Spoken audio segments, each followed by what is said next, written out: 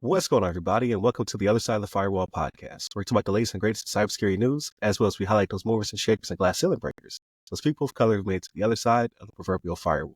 My name is Ryan Williams, and as always, I'm joined by Shannon Tynes. I'm back. What's up? What's up? What's going on? You show up and then the other two leave. So it's just me and Shannon for this week.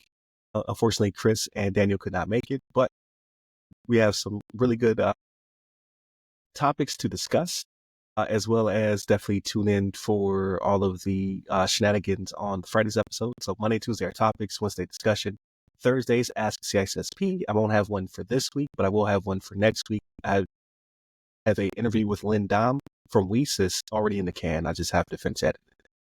And then, of course, like I said, Fridays are everything else, movies, books, games, all that good stuff. But without further ado, I'll give it to Shannon. All right, everybody. So this article actually comes from yahoo.com by way of CNN. So they do that every once in a while with Yahoo. They'll reference other articles, but it's written by Sean Lingast. And the title of this one is FBI seizes websites that North Koreans allegedly use to impersonate American companies. So we actually went through this not too long ago. We were talking about this, about the North Koreans that were impersonating people to get into these companies, get legitimate jobs to these companies. Because, you know, remote work is all the rage now. Everybody wants it. You know what I'm saying? Am I right, Ryan? Right? I can't go back. You had to take it from my cold, dead hands. No, it was one of those things where North Korea was profiting from this. But the websites that they were using, there was 4 websites that were being used that were identified by cybersecurity firm SentinelOne, and they were North Korean fronts, and they've all been seized. So now when you go to the sites in North Korean and English, they say, hey, you've been seized. We're taking you down. No more of this. We ain't playing this game with y'all no more, right? Like it's coming to an end. But this was an interesting article because something that I read in here that kind of piqued my interest was that these scams they've been doing with this, like when it comes to this type of thing where they were impersonating the workers and cryptocurrency theft, were actually funding half of their missile program in North Korea. Now, despite what you may believe about North Korea and how they may not be up to snuff when it comes to their missiles that just fall into the ocean sometimes, that's a lot of money. Like they're making a lot of money worldwide doing that, especially with the cryptocurrency thing, right? Because that's gone up like gangbusters in the last 8 years, I want to say, for sure, 8 years. But it's been funding a lot of their missile programs. So for it to take a hit like that is a good thing, right? Because it keeps North Korea from making money that way. Now, mind you, they might have some allies, right? Your Chinas and your Russias that may help them out a little bit more. But the fact that this got shut down like this, I'm not mad, you know what I mean? But yeah, the front companies, they were very good fronts because they were closely mimicking, legitimate sites, right? It's one of those things where you have to be careful what you're looking at and paying attention to what you're looking at to see those different things, right? You got to make sure you're not on Microsoft.com or something like that. You know what I mean? Like it's not Microsoft, you know what I mean? Like things like that. They'll just do things to make them look very good. And they're getting better and better at it, right? Like there's tools out there to make it better, to include AI. So a better job of the grammar. Like the grammar used to be a big telltale sign when it came to looking for things. Like that's not even proper English. I know a big corporation like this would not make such a mistake like that, right? But it's becoming easier and easier to do this, right? It's one of those things that it's going to come up in one of our later articles as well, talking about how AI is making it so much easier for people to recruit even, right? But yeah, this was one of those things where I'm glad to see it happen, but you got to stay on top of it, right? Because for these 4 that fall, it's like Hydra, right? Where one may fall, 2 will take its place. That's just the way that these things go. But Ryan, what's your thought? Yeah, I'm glad that they're starting to crack down, and we'll talk about it's kind of foreshadowing to another topic that's coming up in Tuesday's episode, right? What kind of baffles me is the checks and balances. So when you are hired onto one of these companies, there's a lot of verifying the W-2s, and you have to submit passports, and there's a lot of HR that goes into the hiring process. So is it a lax within HR, or are they just that good where they're able to fake socials and passport numbers and things of that nature as well when they go to verify, W-4 is what you have to do when you initially get hired on?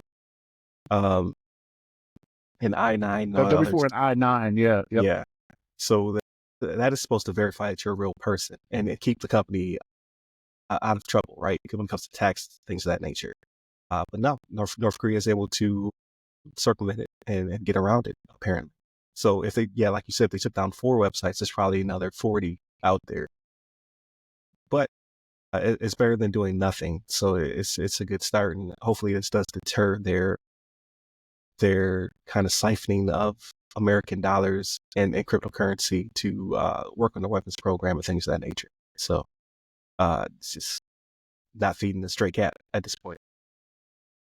So my hope is that the amount of money that's been put into from I'll say this from the American administrations, right? I hope the amount of money that's been put into this is something that just keeps going forward, right? Because like to put effort into this costs money, right? As much as we say to ourselves, okay, we have these organizations out here that do these things, the Department of Justice, your FBI, because we've seen, especially during this current administration, the last 4 years, a lot of international like task forces and things that go out and do these types of things. Like that is what is really needed because it is getting easier for them to accomplish these different types of scams out there. Like the money just needs to be put into it, and I'm hoping going forward it is something that we still do, but only time will tell. Right.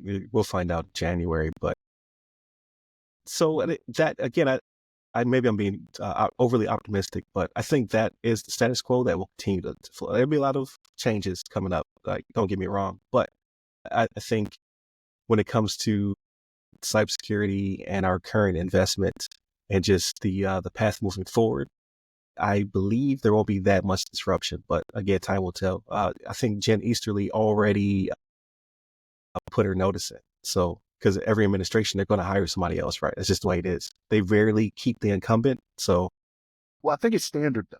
So I think it's one of those things that's standard that they always offer their resignation, and it's up to the incoming administration to say, no, we want to keep you on. We don't accept. okay, So I gotcha. think it's standard that everybody, when the administration changes, submits it and goes from there. Okay. Right. So So, that does make sense. but here's the thing though, even though Jim Easterly has done a very good job, like these last few years, it's one of those things where it's just going to be seen as government waste though. Is the amount of money that needs to go into this, it's just going to be one of those things that's government waste that they think they need to get rid of. I hope not, right? Because like you Right. can see the writing on the wall and you can see how it has long reaching effects, the second and third order effects from this. I hope it's not seen as government waste, but you don't know, right? Like there's a new I don't want to call it a division, there's a new department being stood up for On, just, on Doge. government Yeah. efficiency. Yeah, yeah. Yeah. So Department of Government Efficiency. government So, efficiency. So and I think in this regard, I think it'll be apples and oranges because we all know that Elon hates remote work when it's like this is not his thing. So I don't think it'll be necessarily a cut to this. It'll be a cut to remote work. He's gonna return a lot of people to office if possible, which sucks. Like I'd be very upset if that were to happen. Not to get too, because I don't think that's politics. I think that's just work. Like no, I don't want to return to office. Count me out. But I think he's so anti that because he believes it to be fraud, waste, and abuse from his perspective, right? I think that may work its way into other systems. and that's definitely something in the government they look out for, right? The FWA. We had to take that training all those years, right? Like when we were in the military, it's like, oh, fraud, waste, and abuse, how to identify it, what to do with it. So it's already in their wheelhouse to be like, yep, cut that. Right, right. Yeah, because I worked for IG as part of my last assignment in the military, so we did a lot of that. So when you think IG Inspector General, you think a lot of wrongful termination. You think of trying to remember what we called it. It's retaliation, but I forget it's called something else. And then fraud, waste, and abuse, right? So yeah, it's already baked in, but we'll see. We'll see what they do with it. But definitely, Retribution, what you're doing? it's not retribution. It's not retaliation. It's reprisal. There it is. Yeah, That's the there term you we go. use, Yeah. reprisal.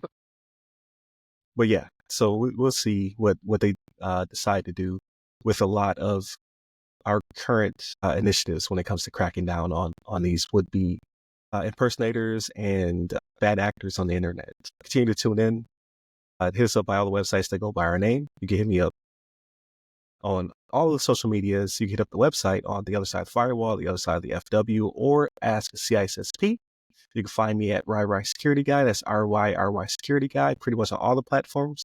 But my bread and butter is LinkedIn. So I will definitely respond to you there. Yeah, stay safe, stay secure.